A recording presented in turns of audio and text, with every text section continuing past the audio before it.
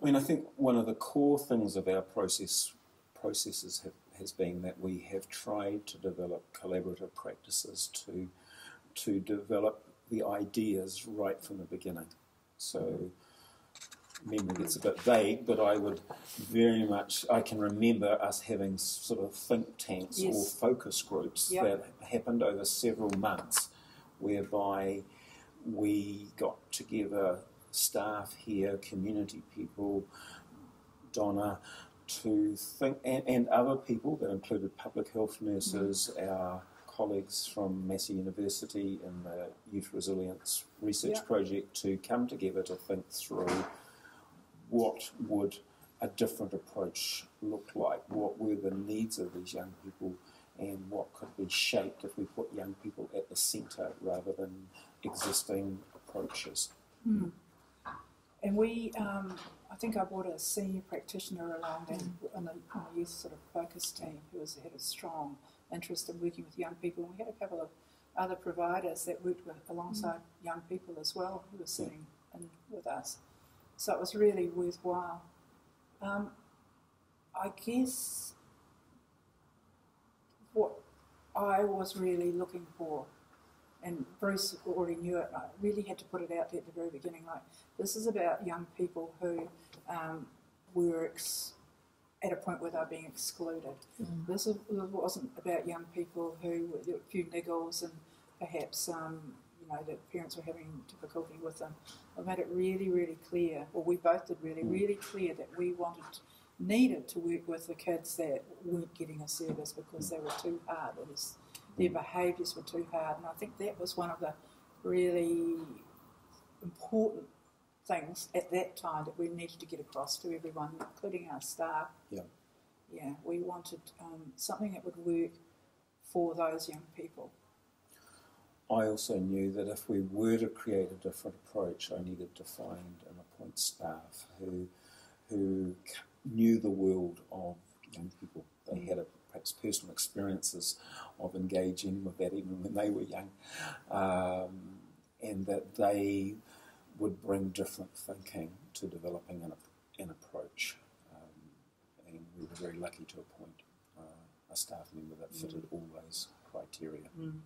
I think one of the things I noticed very early on was the passion for sticking with this process and the absolute belief that not necessarily knew how, but we were going in a direction, and that was the direction we were going to keep going in until we figured out how to make it work. So perhaps you can talk a little bit about that, holding that passion and that vision and the hope for different things to be possible for young people, by holding a hope that different things can be possible in the way that you guys work together. So the collaborative practice. I guess one of the things that, for me, that we really we needed to do something different, because what we were doing the same thing and we were getting the same results, and it wasn't working for the young people. I think for me, I was a site manager, and I feel that one of my roles is to work with community providers to grow resources so that my social workers have somewhere that they can work with the young people, because we can't do it all, and we weren't, and it was obvious. And I think just identifying that, and we needed support, and I approached, when I was working with Bruce, it was a natural kind of, these guys have got the goods. They got the goods. From my end, I breathe vision. I dream, but I knew that I needed resources. I needed affirmation of the thinking. I knew I had an approach that increasingly had become well thought out in other fields, like whānau development, that I believe would also work, the principles would also work within marginalised youth. But I knew that I needed a wider level of thinking to bring it off. You know, one of the key research findings that we've talked about with you is about keeping youth at the centre. Mm. So what does that look like in your practice? It's pretty much everything. I think I learned, like this is a relationship that's sort of a lot of learning and development for me personally or professionally, but also for my team back on site. It's around, and one of the examples is when we were doing the think tank and we were sort of working out how it would work for young people and getting the young people's sort of perspective. It's sort of like, because it's so easy to create a program that you think is going to work from an adult perspective. But one of the major sort of times around at the beginning was around getting the young person's perspective and some really great ideas around, young people coming to have a look, peeping in kind of thing. And I think that was really important for me and my team. Can you talk a little bit about the peeping in? Well, because I naturally fall into a process where, we've identified this young person as in need of this service kind of thing, and therefore we'll make a referral and things like that. One of the major things that I really, truly wanted, underpinning for me around the values and philosophy of this program, was to re-engage young people with their community and for them to belong, so they have an infrastructure there around them, just like a family, but not their family. And it was an easy, so you're in a think tank and you're working it, and then it came across, they can just come along and have a look. They can just look through a window or a door. Because one of it, we had an idea about what the outcomes look like, went backwards, didn't we? And one of the things for me that was really important was that the young people I would know that this was working. One of the ways I'd know that this was working is that young people would be referring themselves or engaged themselves. That's when I knew that they'd be engaged. So that peep in, coming along with a friend, going away, thinking about it, I think that was really reinforced, and it was something that I wouldn't have thought of in the natural way that I think and work. I think about that kind So of you're thing talking now. about a different way of doing referral, that you can make a suggestion to a young person. Exactly. Making a suggestion to a young person, or a young person making a suggestion to a young person. I think that's really important. So that because that peer relationship is key. We know that when you're working with young people, it's one of the most important things I've got really is the peer support and the peer influence.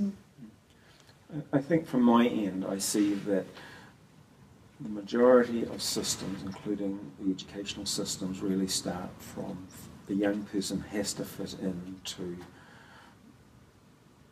all the organisational structures of the institution. And staff, well-intentioned staff, possibly overworked staff, do not lose sight, anyway, that might be the best way, they lose sight of what might be informing that young person's behaviour. And so a young person can be written off as showing negative social behaviour, throwing something at the teacher, swearing at the teacher, whatever, and therefore a whole path of exclusion unfolds. But nobody has bothered to kind of walk in the shoes of the young person to say what's happening in their world, what has been their experiencing of life, where they have repeatedly felt people not trusting them, letting them down, betraying them, and how those things begin to really shape the young person's behaviour. And that all gets lost. And so I wanted to really understand what would it look like if we began to really understand the young person's world. One of the most important things I think I've done as a chief executive, and I have huge other responsibilities, is that I've prioritised our youth programs. And so I have gone on youth camps with them several times.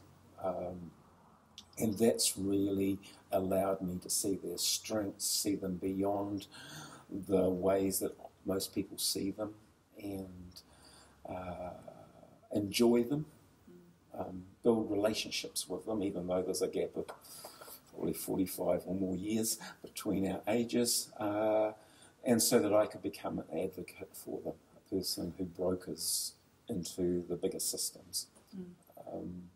I think we've been aided in our approach by having what we've called a consultation group, who have had a shared vision of putting youth at the centre. That includes Jackie Sanders from Massey University, but a public health nurse, a doctor who specialises in youth health, and some of the Te Aroha staff who kind of work on the hard stuff to say what's going on in this young person's behaviour. What are they? Because often they're sabotaging because they believe that the adults in their lives will let them down. And so that think tank has very much in those hard moments challenged us now keep being youth focused. Because it's easy to give up at that point. And child, youth and family are sitting around the table too, which I think is really important. Yes. The liaison, a senior practitioner or a practice leader or myself. And I think that's really important. And also the consistency of the people that are working with the young people. I think one of the things sometimes young people actually have great social work intervention, but it doesn't last long enough, or somebody leaves or something like that. So building an infrastructure that's consistent and to a point where even when they're 18, 19, 20, they can still kind of come back to because of the infrastructure of this whole organisation, which is something that Child, Youth and Family can't offer.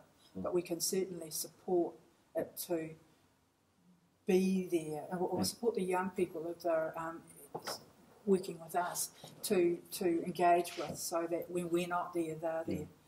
You guys are there. And that builds on some earlier research that we did with Massey University, where a phrase that I remember from that earlier research was that Te Aroha became the family that didn't go away. And I think we've really, looking back, we've really achieved that.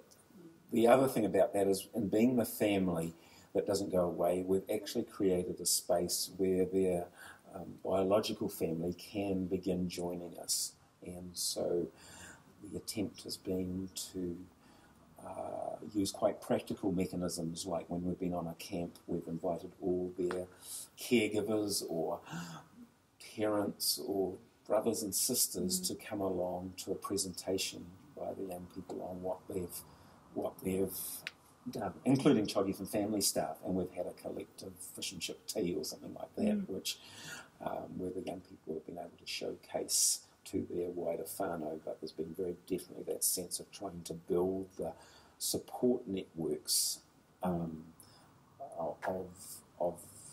each young person.